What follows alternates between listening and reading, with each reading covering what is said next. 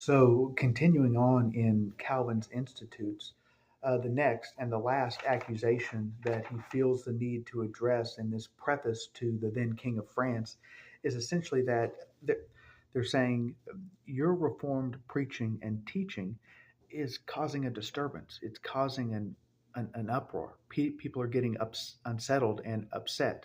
Now, the underlying thing that the King of France and others were being told is these guys are seditious, they're treasonous, they're coming for the crown, they're looking for societal upheaval. Uh, Calvin's basic defense, again, he's stark and bold in what he says is, look, your preaching and teaching isn't unsettling anybody because it's not prophetic, it's not biblical, it's not true. It's what they want to hear, or it's at least not upsetting them because it's not convicting or challenging them. And not only that, he says uh, Satan basically was able to fall asleep and, and take a nap while y'all were at the wheel. And now he's becoming unsettled because he's against Christ. And Christ is being proclaimed from the word and believed yet again. And the church is experiencing reformation and revival. So part of the charge of disturbance is that, yeah, things are getting upset, but that's because Christ is being proclaimed and going forth. He gives a couple of scripture references to highlight this point in terms of how often the preachers and prophets of God are experienced by the world. He references 1 Kings 18:17 through 18, when Ahab, that is the then evil king of Israel, saw Elijah, the prophet of God. Ahab said to him, "Is it you, you troubler of Israel?" And he answered, "I've not troubled Israel, but you have, and your father's house, because you've abandoned the commandments of the Lord and followed the Baals." Calvin is basically saying, look, the, the people of God have had to deal with this. Christ was called seditious and condemned as a blasphemer by the Jewish synagogue and council of the time.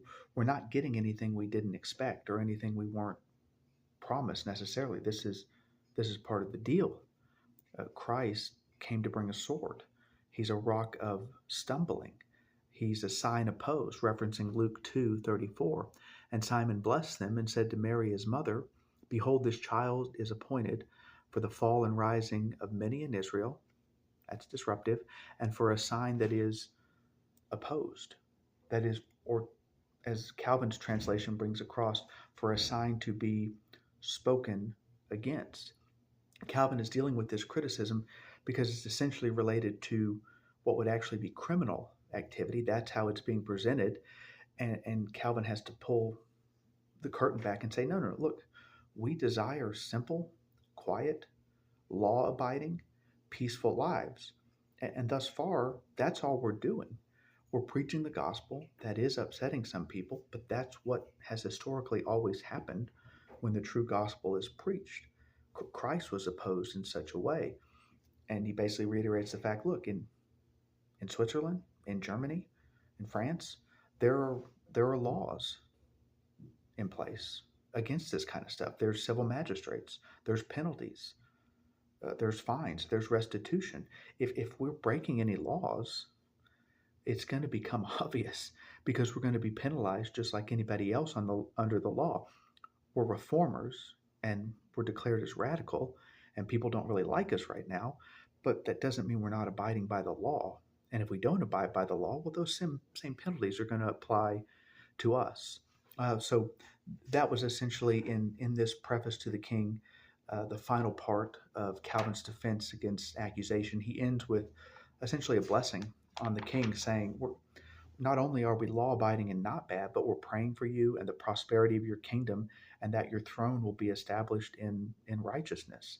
As you see through these lies and deception about our actual reformation, see the truth, and God exalts you in Allah Psalm 2.